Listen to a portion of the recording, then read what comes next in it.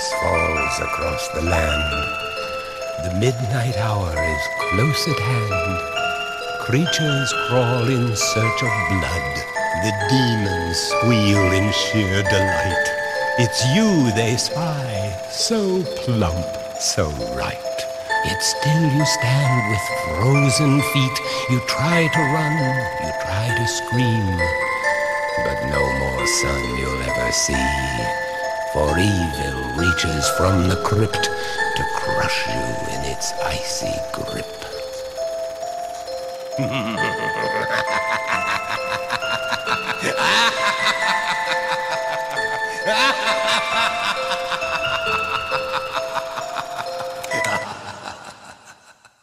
G'day, Tragic here, and welcome to turn 6, was it 7? Anyway, it is a turn. It is a turn of A Touch of Evil. And yeah, I mean, we're still in a terrible state here. Now, we're just going to move the player marker to the smuggler. And this is her up at the windmill. And what we really wanted to do is have anyone else's turn except hers. And then we could have gotten some people to her and traded out her items, but we just can't do any of that. So what she's going to do for her movement, she's just going to discard the old map straight away. So she's going to lose an honor, but you can now move to any space upon the board. And this goes back into the timeout, the town item deck. And she is going to move all the way down here to the beach. And let's do some rolling. She starts off, there's a crow in that location, so she has to roll for the crow. 2, that's a fine. And then she's got 4 cunning, so she's going to roll to kill the crow. 5, okay, beautiful, so the crow is dead. And then she's also going to use her 4 cunning to pick up those investigations. Come on. Oh, it's a cocked, unfortunately. Remember, any dice bounces out of the tray, it counts as cocked for my games. Oh, beautiful. Nice. Okay. So, we get, both of these are investigated and found, plus the crow gets killed. So that's 2 from the ground and 3 for killing the crow. So, it's another 5. Now, she's at the beach. So, she has the ability here of, first you have to draw a village encounter tile, which we're about to do. And then she's at the widow's cottage, and while she's here she can either heal a wound, and she has none, or on a 5 or 6 roll she can cure a curse. And you know what curse we want to cure, don't you? The werewolf! Okay, so here we are, Tidewater. Oh, that's the name of the town, I just remembered. It's written on the back there. Okay. 2 if by sea. Roll once on the villain's minion chart, re-rolling events, and place that minion at the icy waters. That minion then moves ashore. Roll randomly to determine which space it moves to. Come on, 3. Missed. Come on, 3. 6. That's a miss as well. Come on. Okay, so it's a 3. That's good. So it looks like we might be having another Doom track. So the icy waters, boom. Now, as you can see, if we roll a 5 or a 6, they go here, 3, 4 here, 1, 2 here. So we want a 3 to 6, otherwise we get a shadow track move. Boom, it's a 5. So he moves this way to the lighthouse. And now finally, the all-important roll for the curse. Come on! Oh, booyah! 6, there we go. So, we have cured the curse.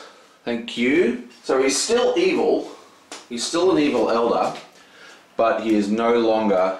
he's no longer a werewolf that's, trying to hunt us down and eat us. Okay, so we made some kind of game progress. Right, next. It's now the outlaw's turn, and she's going to roll 5. Beautiful. Okay, so what can we do with a 5? Now, she only has 2 investigations, so we really want to get her investigation up. 2, 3, 4. Okay, it's so brutal. She's going to have to go to the blacksmith for 1 point, and then she's going to encounter that location. Moved the wrong model. So we're going to draw an event. Come on! Be something awesome. If I could just reach, play to immediately take any item out of any discard pile. Okay, so that's a very, very good card. Remember, we want to keep recycling. We've got a couple of these cancels that cancel shadow effects. We're going to start using them a lot. But I'm just going to have a quick look at what's in all the discard piles, see if there's something particularly awesome. Okay, so abandoned keep. What have we got here?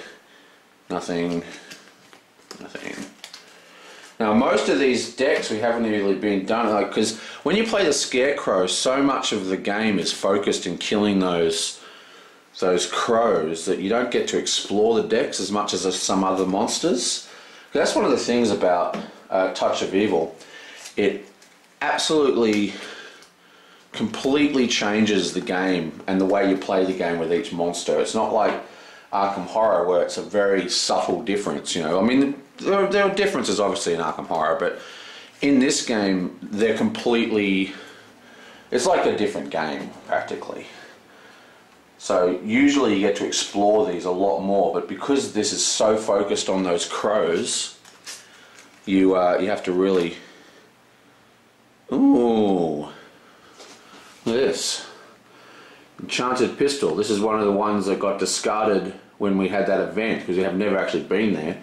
It's a +3 combat pistol, and next turn we're going to be trading with the teacher who can only use pistols. That's pretty awesome. Okay, we'll keep that one as a definite maybe. What else we got? Nothing.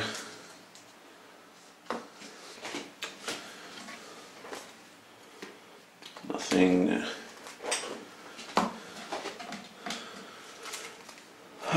Ooh. Treasure map. Okay, this one's pretty good as well. This is coming from the shipwreck. It gives us an honor and a cunning, and you no longer need to test to collect investigation from the board. It can be collected automatically as part of your action. So it's an honor plus cunning and automatic collection of investigation. That's pretty good, but we've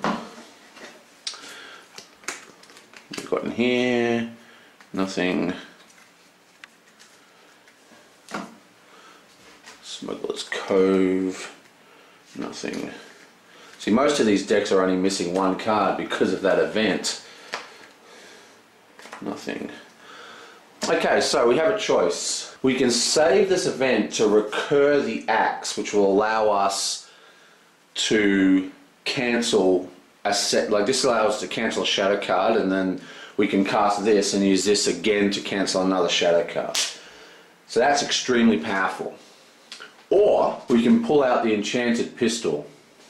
Now I'm tempted to do this because basically if we don't win this game soon we're in a lot of trouble. So yeah, I'm going to do this. I'm going to pull out this Forgotten Island, I'm going to put it down like that and discard this. So I put it down face down to remind me I want to swap it. And this is a little bit of a risky play because it's a far safer play to keep the shadow discard thing going. She's going to spend 2 investigation and take a horse from the blacksmith. Okay, so now we're back with Frederick. Come on, big numbers. 4. Okay, so he's going to go 1, 2, 3, 4, but he went through 2 crows, so he's going to roll twice. And he passes. Now we pull an abandoned keep card. Ooh, it's a horrible beastie. 4 dice, 4 wounds. For every hit you take, you also lose 1 investigation. If defeated, it gains 6. Okay, so this is going to be a hard fight. Let's roll for the monster. Rolls 4 dice. Boom.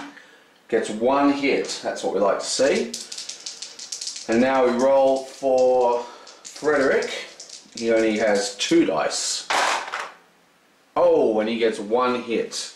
Now he gets 1 hit because he has this one here that says fight dice on a roll of 1 for that hero and now counted as hits. Now we're not fighting We are fighting a vampire. Look at that. Vampire. So that's actually 2 hits. Okay, so let's try it again. Round 2. Okay, so this time we got 2 hits, which would kill this guy. But he's going to cast Teamwork, which says play to prevent 3 hits to any other hero or town elder in your space.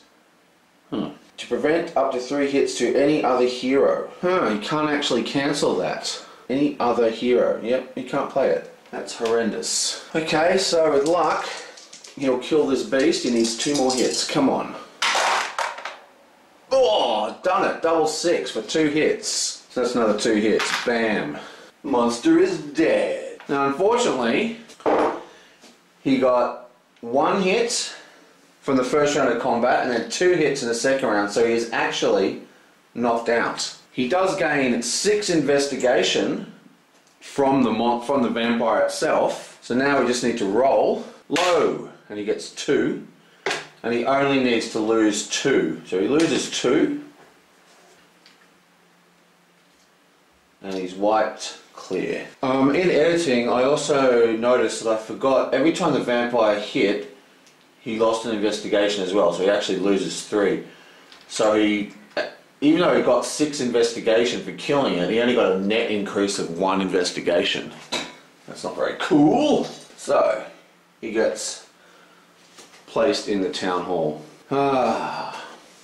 Which isn't that bad, you'll see why in a sec. So this hideous vampire is vanquished. Yo! And it's now the school teacher's turn. She rolls. We want her to get a 1. 5. At least we're rolling a lot better at the moment. So she goes 1 into the blacksmith. Now, before she does any of the localized events, she's going to trade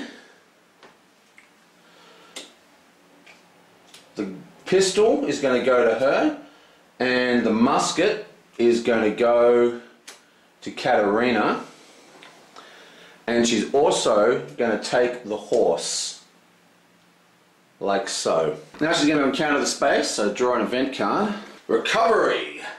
Play at any time except during a fight round to immediately heal D6 wounds from a hero or D3 wounds from the villain. Okay. And now she's got 1, 2, 3, 4, 5, 6, 7, 8 credits. So she's going to spend 4, 5, 6, 7, 8. It's 1, 2, 3, 4, 5, 6, 7, 8. Now, as per the rules, if she already has 3 of these items, but if you claim a card that's over the limit and you're on the space with another investigator, which she is, the card can go straight to them. So the second old map is going to go straight over here. Now she has a horse, an old map, and she's also got a book which gives her +1 cunning, but books also give her +1 combat. So she is now 3, 4, 5, 6 combat, 4 cunning, 4 spirit. So she's just suddenly a beast. Now we're starting to cook, trying to get some control going on here. And well, that's that, isn't it? That's the end of the turn. So the mystery phase starts and now there's no werewolf. This guy stands up. Woohoo! And that's one of the key things about this game that's different to other games. Like, just get in there and combat, combat, combat. As long as you're not dying in the mystery phase, like both our heroes did last time, you stand up in the same turn. So don't be scared. Run face first into the big bad. So next turn we're going to actually attack the scarecrow with any luck. Now I just need to roll on the villain chart.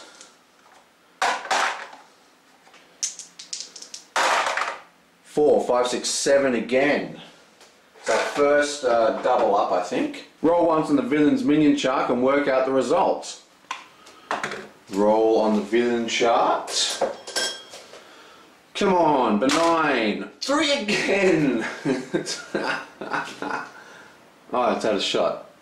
Yoing, 3. Wow, we have been rolling like a son of a bitch on that thing. Boom.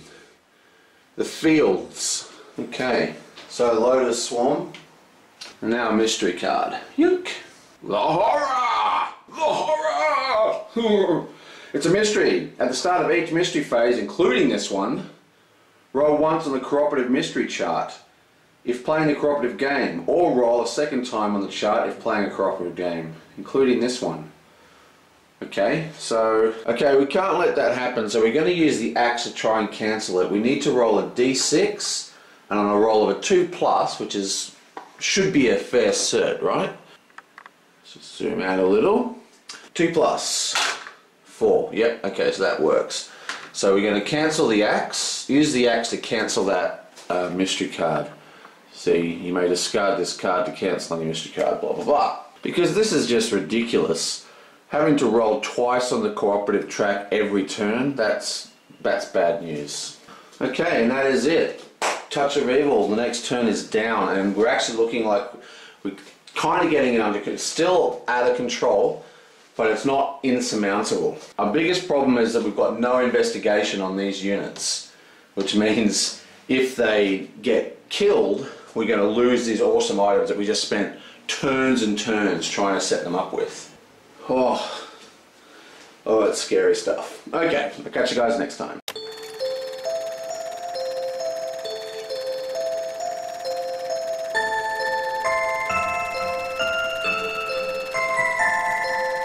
Darkness falls across the land. The midnight hour is close at hand. Creatures crawl in search of blood. The demons squeal in sheer delight. It's you they spy, so plump, so right. Yet still you stand with frozen feet. You try to run, you try to scream, but no more sun you'll ever see. For evil reaches from the crypt to crush you in its icy grip.